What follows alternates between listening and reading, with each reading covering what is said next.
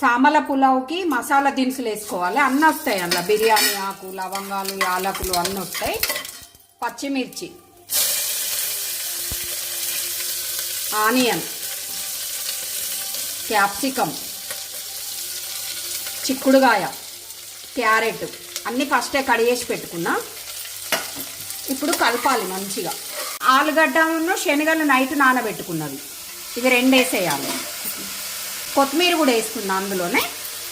పసుపు వేసిన అందులోనే. ఈ నైట్ నానబెట్టుకున్న సామలు 1కి 2.5 వాటర్ పోస్తున్నా. ఇప్పుడు దొడ్డుప్పు వేసుకోవాలి. అందులో ఒక 3 విజిలీలు రానివ్వాలి. ఇది కలిపిన తర్వాత సామల పులావ్ రెడీ అయిపోయింది. చూడండి ఎంత పొడి పొడి వచ్చిందో. ఇప్పుడు దానికి కాంబినేషన్ రైతా, ఇంట్లో కీరా, ఆనియన్ ఏదైనా వేసుకోవచ్చు, క్యారెట్, సాల్ట్ కొంచెం వేసి కలిపిన.